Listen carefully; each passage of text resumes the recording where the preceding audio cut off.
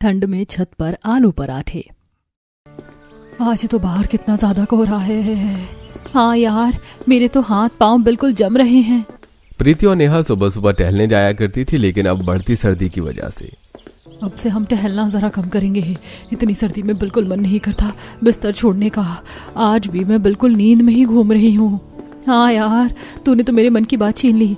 अभी ना कुछ दिन स्किप करते हैं। एक तो इतनी ज़्यादा ठंड पड़ रही है, ऐसे में तो रजाई में बैठकर ही ज़्यादा सही लगता है, बाहर टहलने में नहीं। ये सब काम तो हम जब सर्दी कम हो जाएगी तब शुरू करेंगे दोबारा। हाँ बाबा, चलो वापस चलते हैं घर के अंदर। बढ़ती ठंड को देखकर दोनों ने निर्णय लिया कि अभी कुछ दिन तक एक्सरसाइज और जॉगिंग को साइड हटाया जाए, क्योंकि ऐसे में रजाई से बाहर निकलने का किसी का मन नहीं करता। अंदर आने के बाद प्रीति, अरे बाप रे, कितनी ज्यादा ठंड बढ़ती जा रही है और सुबह सुबह तो और भी ज्यादा ठंड होती है। प्रीति शॉल ओढ़कर रसोई की तरफ जा रही थी। रसोई में जाकर वो सबसे पहले बोरी से आलू निकालती है और उसके बाद उन्हें टब में डालकर पानी में अच्छे से धोना शुरू करती है। ओह, ये पानी कितना ज्यादा ठंडा है, रूह तक को छू गया। मेरी आत्मा जम गई। सुबह सुबह इतने ठंडे पानी से काम करना बिल्कुल भी आसान नहीं है।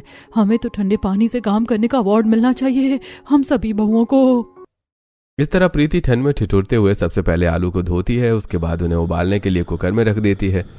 जब तक आलू उबल रहे थे तब तक प्रीति आटा गूंथ कर तैयार कर देती है। जैसे ही कुकर में सीटी आती है और आलू उबल जाते हैं, उसके बाद प्रीति उन्हें छीलना शुरू करती है। ओह, कितना सुकून मिल रहा है। गरम गरम आलू छीलने पर मेरे ठंडे ठंडे हाथों को भी जरा सुकून मिल रहा है। आलू छिलने के बाद प्रीति उन्हें अच्छे से मैश करती है। मैश करने के बाद वो उसमें मिर्च मसाला डालकर उसको तैयार करके रखती है। अब प्रीति एक चूल्हे पर तो चाय चढ़ा देती है और वहीं दूसरे चूल्हे पर तवा रखकर उस पर गर्मा गर्म आलू के पराठे सेकना शुरू कर देती है। वहीं दूसरी तरफ सभी सदस्य भी उठकर आ जाते हैं और प्रीति सभी को चाय नाश्ता परोसती है। ओह, अरे ठंड तो बस बढ़ती ही जा रही है और ऐसे में ठंड में गर्मा गर्म चाय के साथ गर्मा गर्म आलू के पराठे मिल जाए, मजा ही आ गया भाई। आज तो मजा आ गया। हाँ बेटा, अब तो ठंड शुरू हो गई है। अब से तुम सुबह हर रोज हमें पराठे ही बना कर देना। सुबह सुबह नाश्ते में चाय पराठा खाकर मजा आ जाता है। मेरे लिए चाय पराठे ही सही रहेंगे, लेकिन पता नहीं क्यों इन पराठों में वो स्वाद नहीं आ रहा जो पहले आया करता था। कल मूली के पराठे बने थे, उसमें भी उतना कुछ स्वाद नहीं था। दादी सास को पता नहीं दुनिया से न्यारा क्या ही चाहिए। इन्हें तो कभी मेरे बने पराठे में स्वाद आता ही नहीं है। लेकिन हमें तो पराठे बिल्कुल ठीक लग रहे हैं माँ जी। दादी भाभी ने इतने बुरे भी पराठे नहीं बनाए हैं, ठीक है। क्या कहा? बस ठीक है? हाँ, अगर ऐसा ही है तो सुबह सर्दी में उठकर 6 बजे खुद बना लेना पराठे। इस तरह सभी चाय नाश्ता करते हैं और अपने अपने काम पर चले जाते हैं। शाम को जब खाने में पालक का साग बनता है। चलो जी, खाना तो बन गया, लेकिन आज खाना खाने में बहुत देर हो जाएगी। उसके बाद बर्तन भी साफ करने हैं और फिर मैं जल्दी सोना चाहती हूँ, क्योंकि कल सुबह जल्दी भी उठना है। प्रीति रसोई में खाना बना रही थी और खाना बनने के बाद वो सभी को खाना परोसती है। सब पालक के साग के साथ रोटी खाना खा रहे थे। अरे अरे, कैसी रोटी सब्जी बनाई है, बिल्कुल भी स्वाद नहीं आ रहा। क्यों, क्या हुआ दादी जी? सब्जी में नमक कम है या नमक ज्यादा हो गया? आपको स्वाद क्यों नहीं आ रहा है? ना तो नमक ज्यादा है और ना ही नमक कम है। नमक तो बिल्कुल ठीक है, लेकिन पता नहीं तेरे हाथ के खाने में तो मुझे बिल्कुल भी स्वाद आता ही नहीं। पता नहीं कैसे खाना बनाती है। ये बात सुनकर प्रीति को जरा गुस्सा आता है। भला मैंने ऐसा किस तरीके से खाना बना दिया जो दादी सास इस तरह मुंह बना रही है? जैसे खाना बनता है मैं तो वैसे ही बनाती हूँ। मैंने इसमें अलग से कोई जड़ी बूटी थोड़ी डाल दी है जिससे खाना अच्छा नहीं बने, और मैं जानबूझकर तो ऐसा नहीं करूंगी। अरे मैं आपको कुछ दिन से देख रहा हूँ, आपको खाना ठीक ही नहीं लग रहा है। ऐसी क्या बात है, आपको खाना खाने का मन क्यों नहीं करता है? एक तो इतनी ठंड है, ऊपर से ठंड में खाना जल्दी ठंडा हो जाता है, फिर खाना अजीब सा लगता है, सूखा सूखा सा। दादी जी, अगर ऐसी बात है तो मैं अभी जल्दी से आपके लिए खाना गर्म करके ले आती हूँ। हाँ बेटा, ले आ। अब प्रीति रसोई में खाना गर्म करने जाती है। अब समझ आया दादी जी को खाना क्यों नहीं अच्छा लग रहा था, क्योंकि खाना गर्म नहीं था। वरना मैं खाना खराब बनाऊं, ऐसा हो ही नहीं सकता। प्रीति खाने को एकदम तेज गर्म करके ले आती है। जब सरला फिर से खाना खाती है, लेकिन उसका फिर से मुंह बन जाता है। नहीं बेटा, वो स्वाद नहीं आ रहा। एक स्वाद होता है ना जो खाने में, वैसा स्वाद नहीं आ रहा है। लेकिन किस तरह का स्वाद दादी जी? आप किस तरह का स्वाद कहना चाहती हैं? मुझे नहीं समझ आ रहा।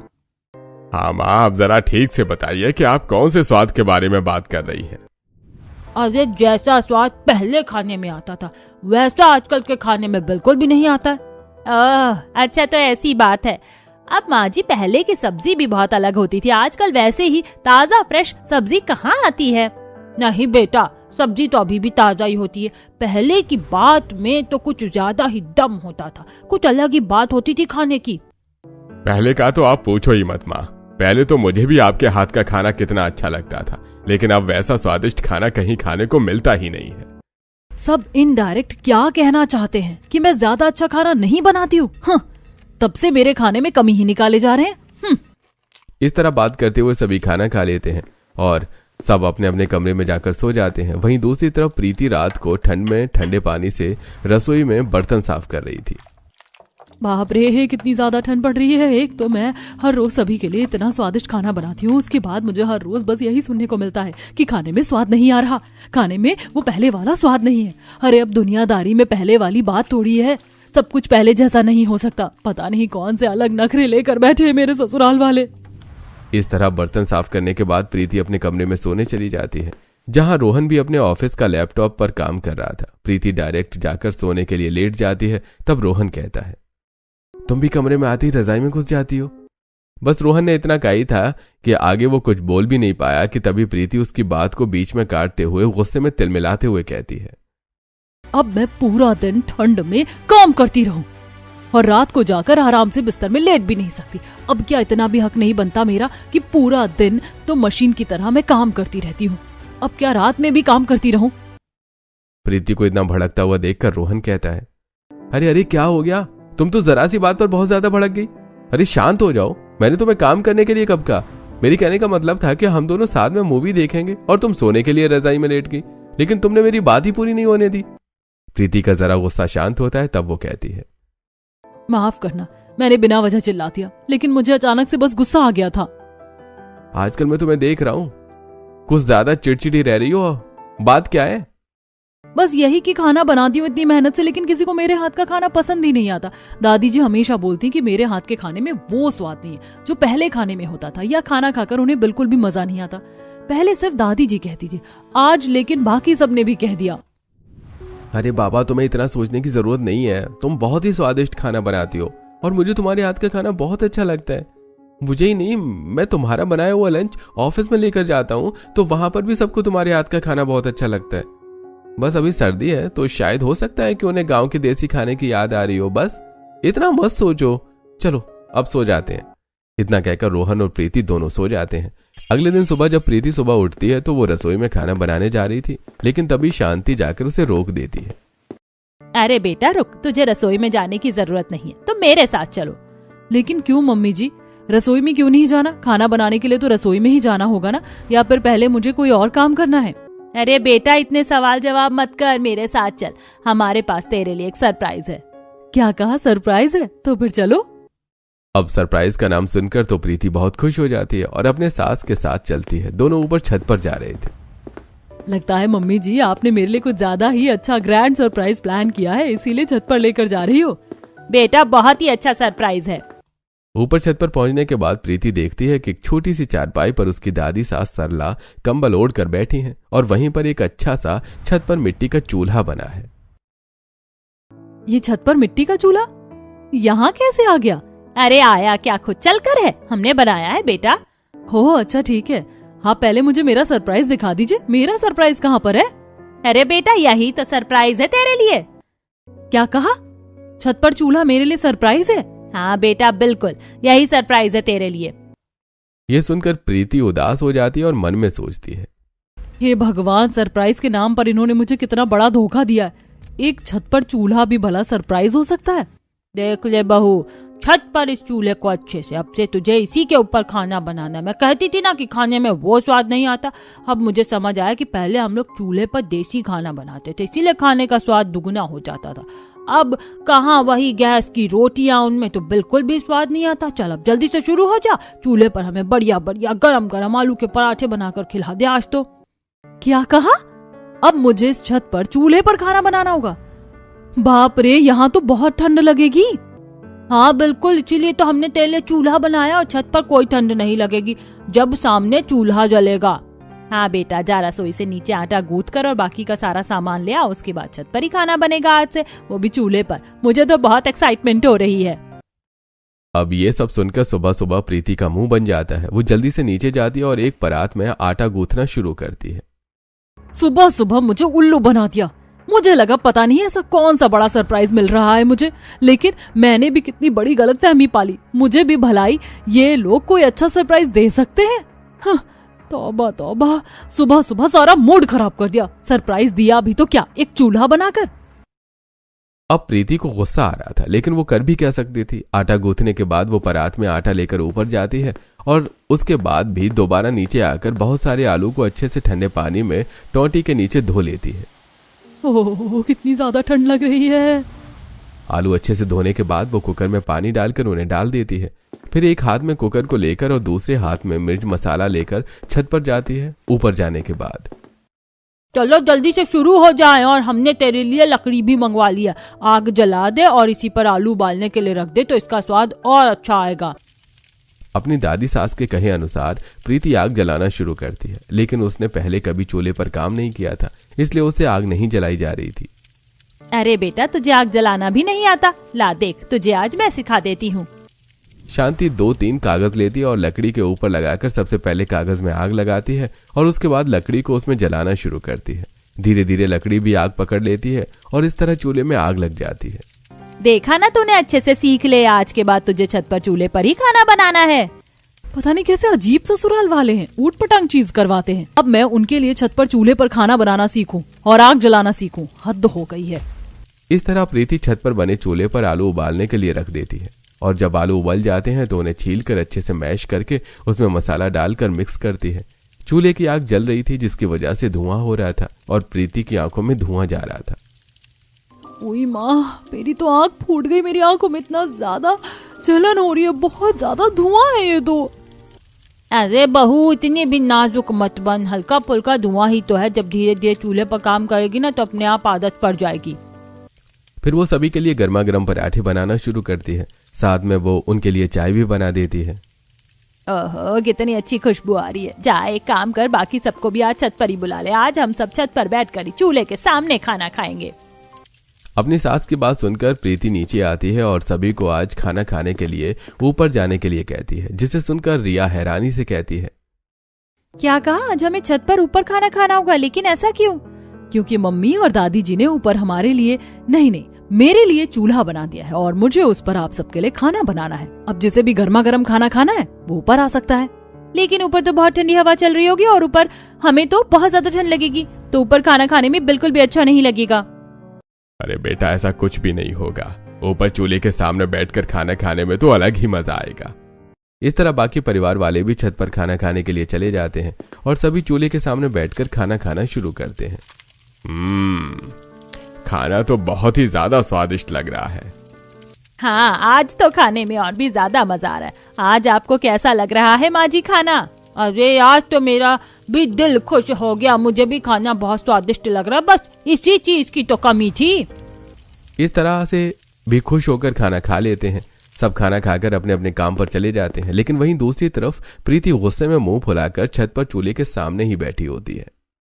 एक तो छत पर चूल्हा बना दिया, मुझे यहाँ पर इतनी ज्यादा ठंड लग रही है कि पूछो ही मत। इतनी ठंडी ठंडी हवा चल रही है, लेकिन कोई भी बहू के बारे में थोड़ी सोचता है। इन्हें तो सिर्फ अपने स्वाद के बारे में सोचना है। सब आराम से बढ़िया चारपाई पर बैठकर खाना खाकर चले गए, लेकिन मेरा क्या? मुझे तो चूल्हे पर खाना बनाना भी नहीं आता। एक तो मेरी आंखें भी फूट गई, ऊपर से यहाँ इतनी ठंड है। प्रीति को गुस्सा आ रहा था, लेकिन अब सभी ससुराल वालों को चूल्हे का ही खाना खाना था। आज संडे था, तो दोपहर में प्रीति सभी के लिए बाजरे और मक्के की रोटी, साथ में पालक और सरसों का साग बनाती है। तभी वहां धूप में चारपाई पर बैठे, अरे बहू जरा ठीक से हाथ चला, अभी तो तुझे सिलबट्टे पर चटनी भी पीसनी है। जी दादी जी, अभी कर रही हूँ बस। प्रीति ने साग बनाने के लिए चूल्हे पर रख दिया। अब वो वहीं पर सिलबट्टे पर चटनी पीस रही थी। जब चटनी भी बनकर तैयार हो जाती है, तब वो गर्मा गर्म बाजरे और मक्के की रोटी बनाकर सबको देती है। ओहो, देखा, इसे कहते हैं स्वाद। मैं कह रही थी ना पहले के खाने में बिल्कुल भी स्वाद नहीं आ रहा, इसीलिए नहीं आ रहा था क्योंकि गैस की रोटी जो खा रहे थे हम, अब चूल्हे की रोटी में तो बात ही अलग है। हाँ माँ जी, आपका चूल्हा बनाने का आइडिया बहुत अच्छा था, हालांकि चूल्हा बनाने में बहुत मेहनत लगी। अरे इनकी क्यों मेहनत लगी, एक दिन की मेहनत लगी, लेकिन मुझे तो हर रोज यहाँ छत पर ठंड में मेहनत करके खाना बनाना पड़ता है। इसीलिए तो कहते हैं मेहनत रंग लाती है। अच्छा है कि चूल्हा बन गया। अब छत पर आग के सामने बैठकर चूल्हे का खाना खाने पर बिल्कुल देसी गांव के खाने जैसा स्वाद आता है। बड़ा मजा आएगा। इस तरह सभी खाना खा लेते हैं। अब हर रोज प्रीति को ऊपर ठंड में सुबह हो या रात खाना बनाना पड़ता था। एक दिन सामने वाली छत पर नेहा कपड़े धो रही थी तो वो देखती है कि प्रीति ऊपर छत पर चूल्हे पर खाना बनाकर वहां की राख को इकट्ठा कर रही थी। अरे प्रीति, तूने भी सर्दी में ये कौन सा नया शौक पाल लिया है? तुझे लगता है कि ये नया शौक मेरा होगा? अरे मेरे ससुराल वालों ने किया है ये सब। ऐसे ही एक रात जब प्रीति ऊपर छत पर खाना बना रही थी तब वो नीचे से बर्तन लाना भूल जाती है। अरे मैं नीचे से तो बर्तन लाना भूल ही गई। तो कोई बात नहीं बहू, अब जाकर ले आ। हाँ लाती हूँ। प्रीति नीचे बर्तन लेने जाती है और रसोई में जाने के बाद सारे बर्तन इकट्ठा करती है। मुझे कैसे आदेश दिया कि जा नीचे से बर्तन ले आ? कोई मदद थोड़ी करेगा मेरी। एक ऊपर ठंड में चूल्हे पर सबके लिए खाना बना रही हूँ, फिर जीने कितने चक्कर काटने पड़ते हैं। कभी बर्तन ले जाने पड़ते हैं तो कभी कुछ और लेकर जाना पड़ता है। मुझसे नहीं होता ये सब। प्रीति बड़बड़ाते हुए सारा सामान लेकर ऊपर जाती है और सभी को खाना बनाने के बाद खाना परोसा जाता है। अब रात को सभी खाना खाकर, ओहो खाना खाकर तो मजा आ गया। अब आराम से जाकर रजाई में लेट कर सोऊंगा मैं तो। हाँ बेटा, जरा मुझे भी ले चलो नीचे। इतना कहकर खाना खाकर सभी तो नीचे चले जाते हैं, लेकिन वहां प्रीति रह जाती है सारे झूठे बर्तनों के साथ। सारे खाना खाकर चले गए। अब मुझे सारे बर्तन नीचे रसोई में लेकर जाने होंगे और सिंक में इन्हें धोना होगा। ऐसा भी नहीं कि कम से कम नीचे जाते वक्त कुछ बर्तन ही ले जाएं। अब प्रीति के कई चक्कर कटते हैं। वो सारा सामान बारी बारी नीचे लेकर जा रही थी। सबसे पहले वो सारे झूठे बर्तन लेकर आती है, उसके बाद बड़े बर्तन जैसे सब्जी के और परात को भी नीचे लेकर आ जाती है, जिसकी वजह से उसके जीने में कई सारे चक्कर कट जाते हैं। फिर वो सिंक में ठंडे पानी से बर्तन धोना शुरू करती है।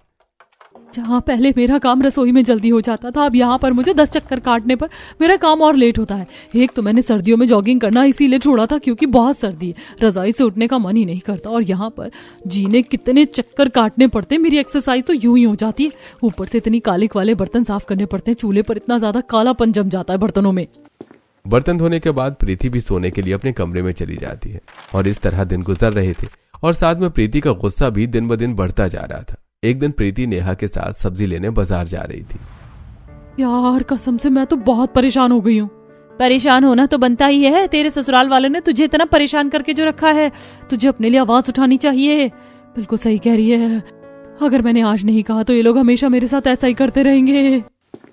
अब सब्जी लेने के बाद प्रीति और नेहा दोनों अपने घर आ जाती हैं और प्रीति ने सोचा था कि वो घर वालों से बात करेगी, लेकिन उस दिन शांति की सहेली शीला घर पर आई थी दोपहर में। चल बेटा, आज तू हम दोनों को बाजरे की और ज्वार की रोटी बनाकर खिला दे। हाँ जरा मैं भी तेरे हाथ का बना खाना खाकर देखूं कि तेरी सास क्यों तेरे चूल्हे के हाथ की रोटी की इतनी तारीफ करती है। मुझे भी थोड़ा देसी टाइप का खाना खाने को मिल जाएगा। अब उस वक्त तो प्रीति कुछ नहीं कह पाती और उसे दोपहर का खाना ऊपर छत पर चूल्हे पर ही बनाना पड़ता है। वाह, मानना पड़ेगा, तू बिल्कुल सही कहती थी, तेरी बहू के हाथों में तो जादू है। चूल्हे का खाना तो बहुत ही स्वादिष्ट बना है। देखा, मैंने तो पहले ही कहा था। खाना खाकर शीला वहां से चली जाती है। तब रात का खाना खाने के लिए जब सभी छत पर जा रहे थे तब प्रीति सभी को रोकते हुए कहती है, मैं आज से छत पर खाना नहीं बनाऊंगी। क्यों बहुरिया, तू इस तरह बातें क्यों कर रही है? ऐसी कौन सी आफत आ गई जो तू छत पर खाना नहीं बनाएगी? क्योंकि ऊपर सर्दी में खाना बनाना मुझे बिल्कुल पसंद नहीं है और चूल्हे पर तो बिल्कुल भी नहीं। साथ में ऊपर से नीचे मेरे बहुत चक्कर कट जाते हैं, जिसकी वजह से मैं थक जाती हूँ। इसीलिए मैं आज के बाद छत पर खाना कभी नहीं बनाऊंगी। ये बात सुनकर सभी ससुराल वालों का भी गुस्सा आ जाता है और वो प्रीति को समझाने की कोशिश करते हैं। देख बहू, खाना बनेगा तो छत पर ही, हमें चूल्हे का खाना खाने में बहुत अच्छा लग रहा है। और मैंने कहा ना मम्मी जी कि खाना बनेगा तो नीचे रसोई में ही, मैं छत पर चूल्हे पर खाना नहीं बनाऊंगी। देख बहू, तू हमारे साथ ऐसा नहीं कर सकती। मैं कर सकती हूँ, मैं जो चाहे वो कर सकती हूँ। आप लोगों ने मुझसे बिना पूछे ऊपर छत पर चूल्हा बनाया था, लेकिन अब मैं अपनी मर्जी चलाऊंगी। जिसे नीचे खाना है वो खा सकता है, वरना आपकी मर्जी। अब प्रीति की जिद के आगे ससुराल वाले भी कुछ नहीं कहते। इस तरह प्रीति के कहने पर सभी को नीचे ही खाना खाना पड़ता है, लेकिन किसी ने भी ठीक से पेट भर खाना नहीं खाया था, जिसे देखकर आज तो सभी ने खाना कुछ ज्यादा ही छोड़ दिया। पता नहीं कैसे नखरे हैं इन लोगों के भी, लेकिन मैं भी चूल्हे पर खाना नहीं बनाऊंगी। लेकिन अगले कुछ दिनों तक नीचे बना खाना भी ससुराल वाले ठीक से नहीं खा रहे थे। और जब प्रीति भी रसोई में खाना बनाती है तो वैसे एक बात तो माननी होगी, ऊपर छत पर खाना बनाने में ज्यादा अच्छा लगता था। चूल्हे के सामने बैठकर ना तो ज्यादा ठंड लगती थी और ऊपर से आराम से बैठकर खाना बनाना पड़ता था। यहाँ रसोई में खड़े खड़े पैर दर्द करने लग जाते हैं। अगले 4-5 दिन तक प्रीति एक सोच विचार में डूबी हुई थी।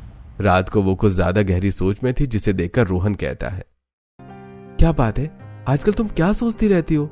मैं यही सोचती हूँ कि जब से मैंने ऊपर खाना बनाना बंद किया है तब से कोई भी ठीक से खाना नहीं खाता। क्या मुझे ऊपर फिर से खाना बनाना शुरू करना चाहिए? अरे कोई बात नहीं, तुम्हें ऊपर खाना बनाना पसंद नहीं तो इतना मत सोचो, धीरे धीरे सबको आदत पड़ जाएगी। लेकिन मुझे भी ऊपर चूल्हे पर ही खाना बनाने की आदत हो गई और मुझे भी चूल्हे का खाना अच्छा लगता था। बात ये नहीं कि मुझे चूल्हे पर खाना नहीं बनाना आता है, कि मुझे ऊपर नीचे जीने में बहुत चक्कर काटने पड़ते हैं, जिसकी वजह से मैं परेशान हो जाती हूँ। क्योंकि देखा जाए तो रसोई तो नीचे ही है और सारा सामान ऊपर ले जाना बहुत भारी पड़ता है। तो उसके लिए मेरे पास एक आइडिया है। अब अगले दिन सुबह जब सभी नाश्ते की टेबल पर बैठने के लिए आ रहे थे तब प्रीति उन्हें रोकते हुए कहती है, रुको रुको, आपके यहाँ बैठने की जरूरत नहीं है। क्यों बहू, अब क्या तू हमें यहाँ पर खाना देने से मना करने वाली है?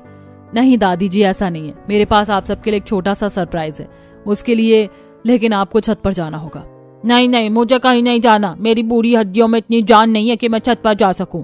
दादी जी बस एक बार चलिए, मैं आपको सच में निराश नहीं करूंगी। मैं जानती हूँ आप मुझसे नाराज हो, पर एक बार चलो प्लीज। हाँ माँ जी, चलिए एक बार जाकर देख लेते हैं। इस तरह सभी प्रीति के कहने पर छत पर चले जाते हैं, जहां पर वो देखते हैं कि ऊपर एक छोटी सी ओपन रसोई बन गई थी। छत पर शेड लगा दिया गया था और वहीं चूल्हे के साइड में एक बड़ी सी अलमारी बनी हुई थी। अरे ये सब क्या हो रहा है यहाँ? मम्मी जी, आज से मैं आप सभी के लिए ऊपर छत पर ही खाना बनाऊंगी, चूल्हे पर ही। अरे लेकिन अचानक से ये बदलाव कैसे हो गया? तेरा हृदय परिवर्तन कैसे हुआ? दरअसल दादी जी समस्या ये थी कि मुझे हर रोज बहुत सारे बर्तन लेकर बार बार ऊपर आना पड़ता था और फिर उन्हें बार बार लेकर नीचे जाना पड़ता था। मेरे बहुत चक्कर कट जाते थे, इसीलिए अब मैंने ये बड़ी सी अलमारी यहाँ रख दी है और यहाँ पर सारे बर्तन रख जाएंगे और वहाँ सामने एक नल लगा दिया है जहाँ पर मैं बर्तन धोकर वापस यहीं रख दूंगी, जिससे मुझे बार बार ऊपर नीचे के चक्कर नहीं काटने होंगे। हाँ, ये आइडिया तो बहुत अच्छा है। हमें पहले इसके बारे में जरूर सोचना चाहिए था। हमने सिर्फ अपना तो सोच लिया कि ऊपर चूल्हा बना दिया, लेकिन तेरे बारे में नहीं सोचा बहू। बिल्कुल, हम बिना वजह ही तुझसे नाराज हो रहे थे, बिना तेरी परेशानी जाने, लेकिन तूने बहुत अच्छा दिमाग लगाया पोता बहू। ठीक है, आप सब बैठ जाइए, मैं अभी गर्मा गर्म आप सबके लिए खाना बनाती हूँ। तो आज इसी खुशी में आलू के पराठे हो जाएं। अब प्रीति सबके लिए चूल्हे पर आलू के पराठे बनाकर देती है और सभी को खाकर बहुत मजा आता है। सुबह सुबह चूल्हे के आलू के पराठे खाकर तो मजा आ गया। अब तो मुझे भी चूल्हे का खाना खाने की आदत होगी, एकदम लाजवाब लगते हैं। सब खाना खा लेते हैं और जब लास्ट में राख बच जाती है तब प्रीति उस गर्म राख पर पानी की हांडी रख देती है।